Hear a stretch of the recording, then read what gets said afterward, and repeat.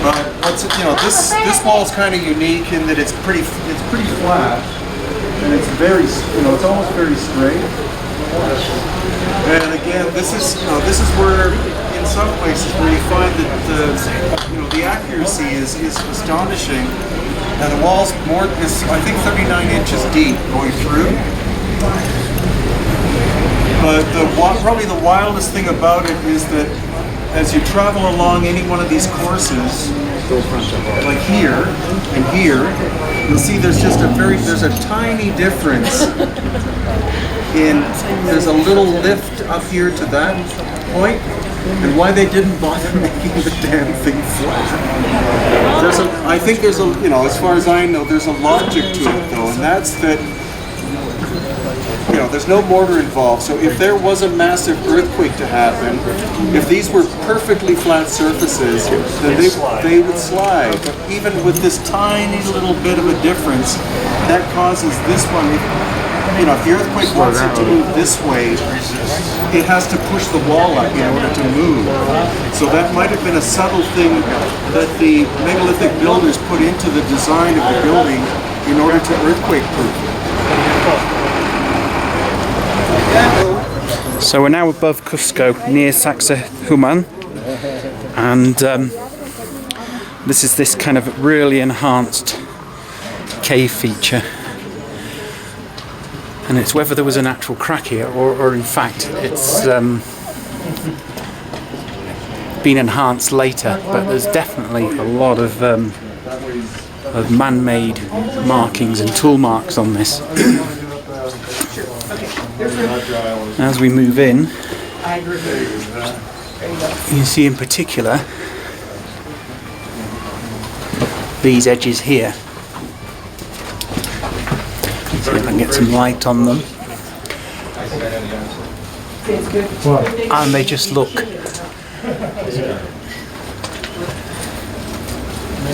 like a cutting tool.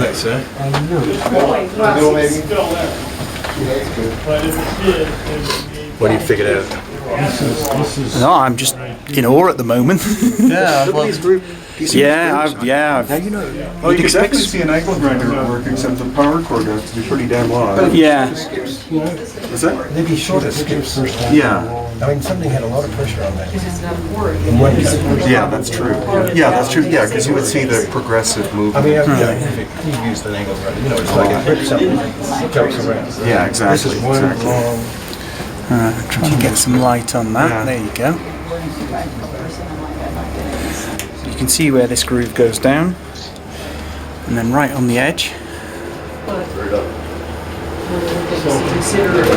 there's a layer of crystal. So this particular edge here is natural, but then it's been obviously enhanced. You don't see a progression of cuts going in like the guys pushing.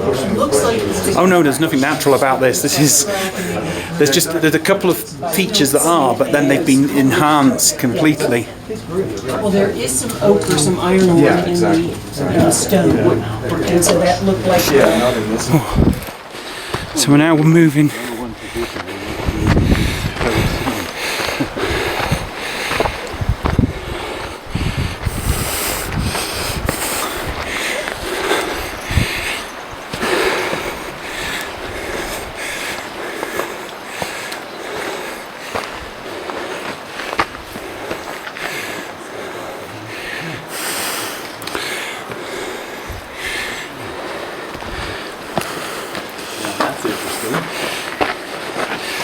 Flashlights? Yeah.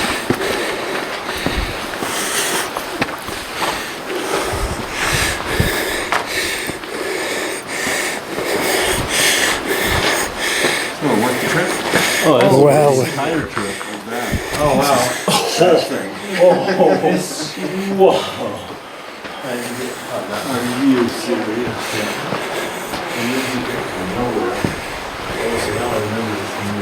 Yeah, I don't know where it is. I remember this thing right here. Oh, yeah.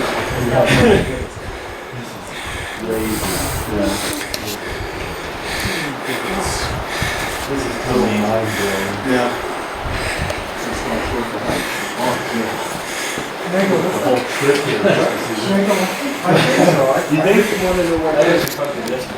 we're at Machu Picchu now, and we're just going to pan around the entire village. So this is one of the better vantage points, and you have to queue for hours because people want to take thousands of photographs, but do you blame them?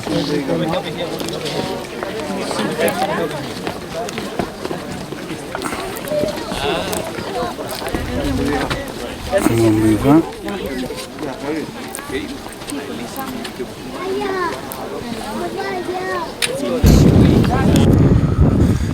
Okay, as you can see, this is the gateway at Muru. So,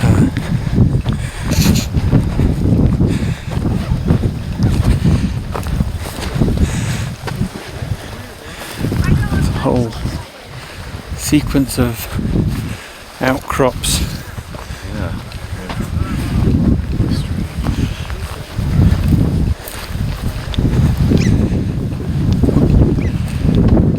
Chick running, bird.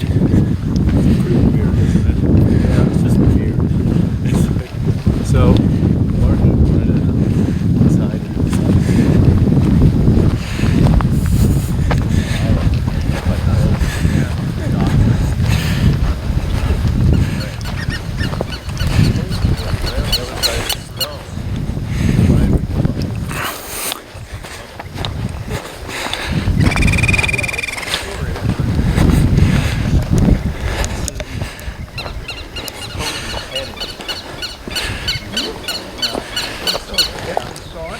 Drill marks, don't you?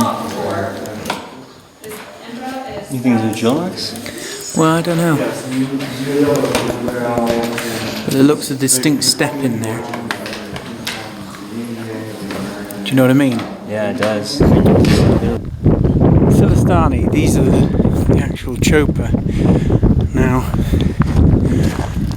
you can see the quite strange construction of them. Now, I was wondering if this is a reconstruction because it looks like an awful lot of concrete in that.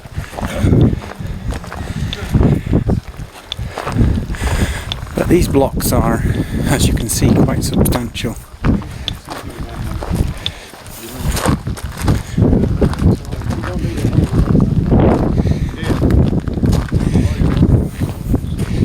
And these are the intriguing features.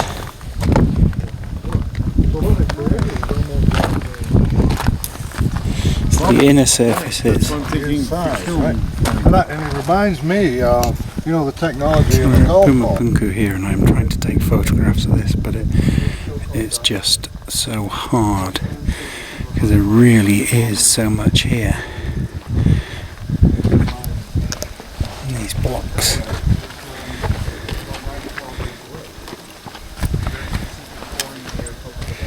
The clamps. Bring it onto the surface. As you can see, Point, right? everybody's here.